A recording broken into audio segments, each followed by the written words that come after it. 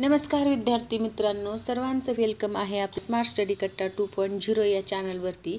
आणि आपण पाहत आहोत नॉलेज, म्हणजे ज्या काही आतापर्यंत एक्झाम झालेल्या आहेत, जसं की TCSनी घेतलेले एक्झाम किंवा IBPSनी घेतलेले एक्झाम, याच्यामध्ये काही क्वेश्चन घेतलेले आहेत किंवा आयोगाने काही क्वेश्चन विचारलेले आहेत. ते क्वेश्चन आपण इथे पाहणार आहोत, जेणेकरून तुम्हाला फ्युचरमध्ये ज्या कोणत्या एक्झाम द्यायच्या आहेत, सरळ सेवेची असो किंवा MPSCची असो, तर त्याच्यासाठी हे क्वेश्चन खूप महत्त्वपूर्ण ठरणार आहेत.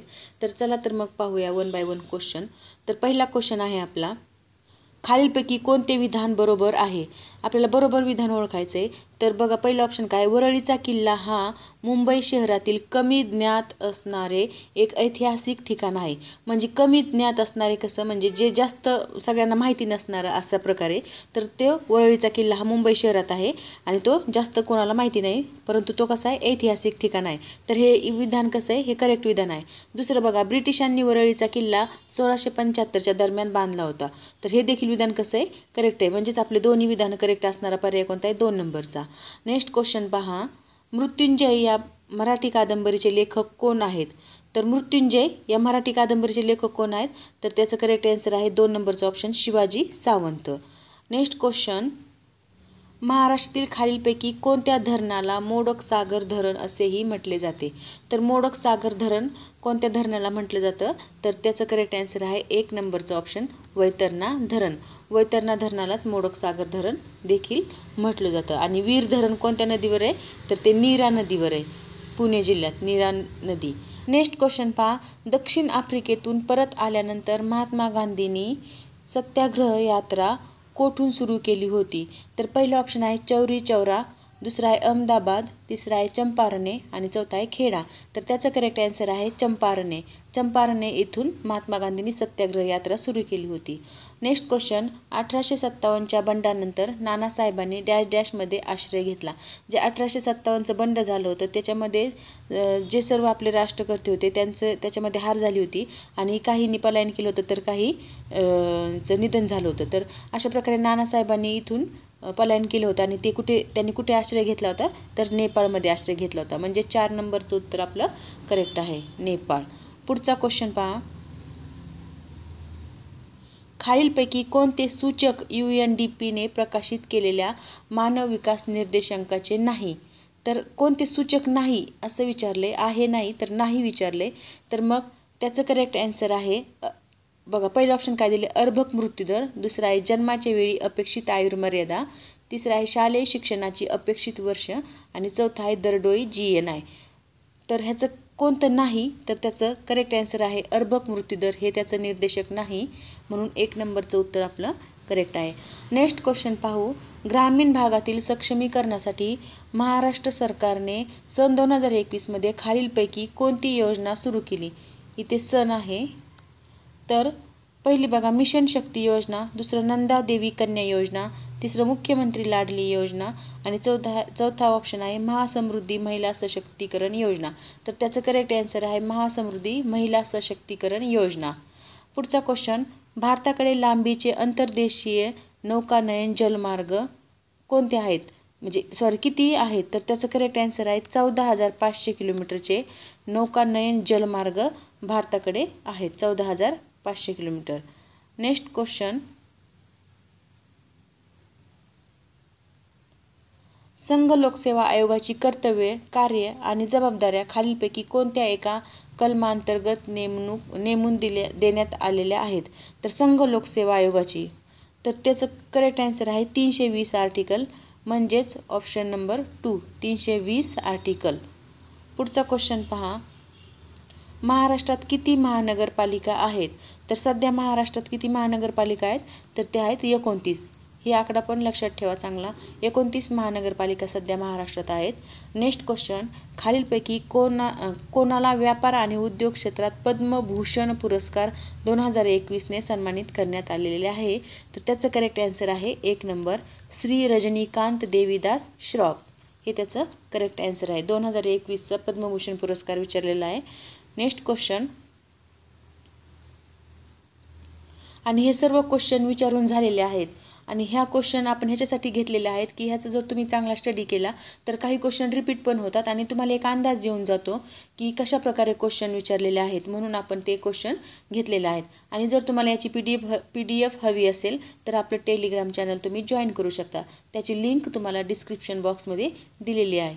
पुढचा क्वेश्चन बघा. कामाईचं हे एक डॅश डॅश आहे.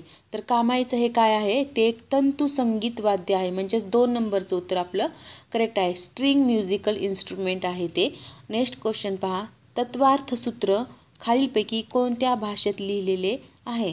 तर तत्वार्थ सूत्र हे संस्कृत भाषेत लिहिलेले आहे. म्हणजेच 2 नंबरचं उत्तर आपलं करेक्ट आहे, संस्कृत. Next question. खालीलपैकी कोणत्या राजाने एक प्राकृत भाषा असणाऱ्या महाराष्ट्रामध्ये सेतुबंधची रचना केली? तर पहिलं बघा विंध्यशक्ती, दुसरं आहे हाल, तिसरं आहे प्रवरसेन दुसरा आणि चौथा आहे हर्षवर्धन. तर त्याचं करेक्ट आन्सर आहे प्रवरसेन दुसरा याने सेतुबंधची रचना केलेली आहे. नेक्स्ट क्वेश्चन आहे आपला. खालीलपैकी कोणाला कर्नाटक संगीताचे पितामह म्हणून संबोधले जाते? तर कर्नाटक संगीत जे आहे त्याचे पितामह कोण आहेत? तर ते आहेत पुरंदरदास. म्हणजेच 1 नंबरचंच उत्तर आपलं करेक्ट आहे, पुरंदरदास.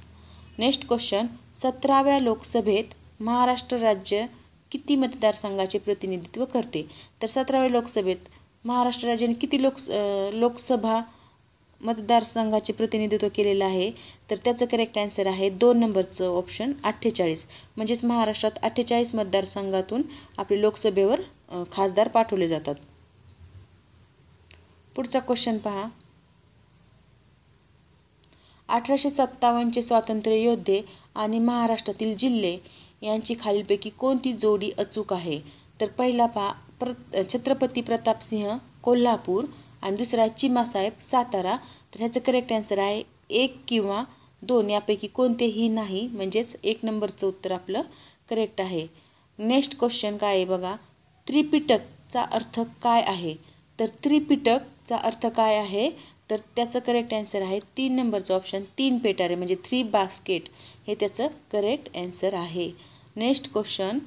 खालीलपैकी कोणती जमात महाराष्ट्रात आढळते? तर कोणती जमात महाराष्ट्रात आढळते?